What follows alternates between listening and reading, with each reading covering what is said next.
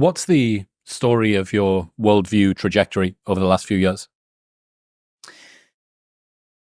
Oof, that's a big question for me because I'm going to just talk about it from like my own context and what I've personally realized about myself. And I think that kind of gives you a bigger picture of the world around us right now. I was so certain of myself, I was so certain that we live in a country that is just riddled with hatred and bigotry and racism. I was so certain that the left was fighting to protect democracy and the right was dangerous and they didn't value our, system of government. I just had all of these certainties in my mind.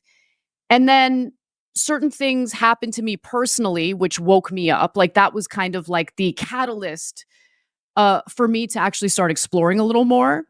And I realized, oh no, no one really knows what they're talking about. And it's actually a terrible position to think you know it all, that you're certain that the other side is always wrong and your side is always right. And so I can go issue by issue. I mean, I remember thinking, all the people who are in prison right now, or the vast majority of people who are in prison right now in the States, are there specifically for dumb things like marijuana possession. That turned out not to be true. I genuinely believe that pursuing policies like cashless bail would be beneficial to society because if someone is poor and they didn't commit a crime, it doesn't make sense for them to be detained pre-trial.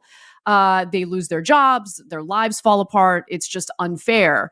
And I still believe that. I just think that the way that those policies were implemented were faulty, and the left is just unwilling to recalibrate at all. We can still have a better system with the same objectives in mind, but there's just a rigidness to both sides of the political aisle, to be quite frank with you. And it drives me crazy because it prevents the possibility of solutions to societal ills that we do have.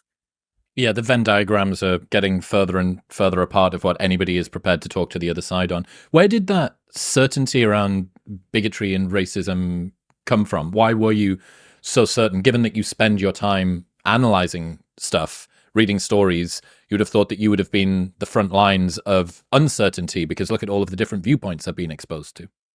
My world was small. It was limited to one perspective. I only associated with individuals who agreed with me, which was a huge mistake. Even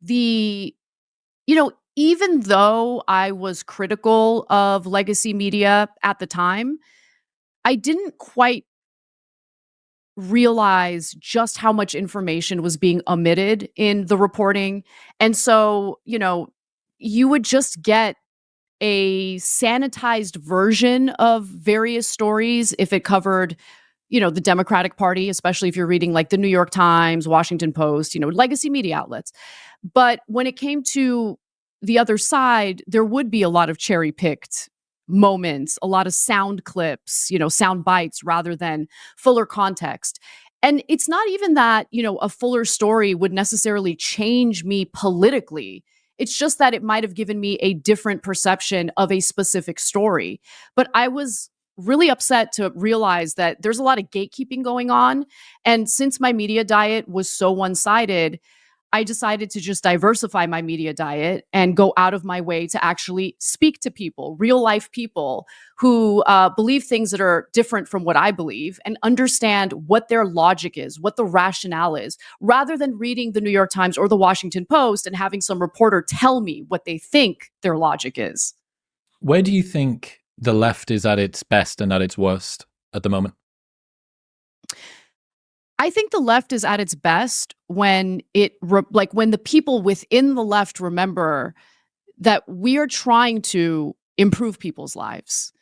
That it's not about appealing to one activist group or another, or one race or another. When we realize and remember that what kind of connects everyone on the left is that we want to lift people up. We want a world where we have equal opportunities for people to thrive. Like that is what appeals to me when it comes to left-wing policies.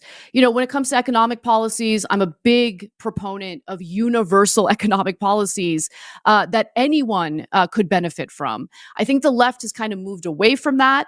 The Democratic Party certainly likes to lean into the identity politics more than the economic politics. It's unfortunate that, with the Biden administration, I actually think that he did do a few good things when it comes to some of his economic policies. I like Lena Khan, who's the head of the Federal Trade Commission. She's been doing a great job preventing monopolies or breaking up companies to ensure that consumers have more options. So there's some good stuff happening as well. And I do want to applaud Biden for that. But Biden also did things that I think were not so great. Certainly some foreign policy decisions and certain reversals of Trump era immigration policies, which at the time I didn't give Trump credit for because he wasn't really applauded for it. And I didn't realize that, the Remain in Mexico policy was actually very successful. And Biden reversing it did lead to the crisis at the border that ended up being a political liability that backed him up into a corner. And suddenly he's hitting up Republicans in the Senate, asking them to write legislation that Republicans would like. So there are some flaws on the left for sure. And I think it's important to be real about those flaws. I think it's also important to be real about what we're getting wrong about the other side of the political aisle. What has been the response from the left since you started talking about this and came out as unaligned? I love the fact that you had to talk about your announcement, I now identify as being unaligned. It's been mixed. So of course there have been people who I don't even know if they're really offended by it, because the people who seem to be most offended by it are making content out of it. It's a great way of just easy content to make some money. But those people are particularly vicious, and it's fine. I don't care. They could be as vicious as they want. That's not going to persuade me to go in a direction that I'm uncomfortable with. But there have been a lot of former TYT viewers who stopped watching us after Trump got elected because they felt that we were going too far and that we weren't being fair.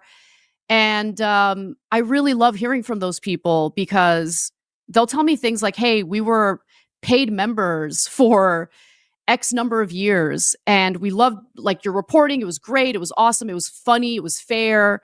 And then you just went a little too overboard with the, Trump era, too much of the, trashing America, focusing on identity politics and stuff like that. And so they just kind of stopped watching, but now they're kind of coming back, and they identify as Democrats. They're on the left.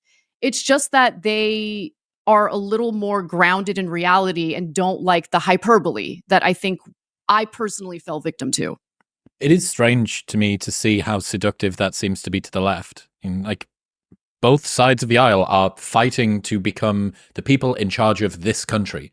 But if you hate this country, if it's awful and terrible and everything needs to be burned down all the time, it's like, well, why? Why are you doing that? That's not a very hopeful vision for the future. It doesn't fill me with an awful lot of blue sky thinking and gumption for what's going to come.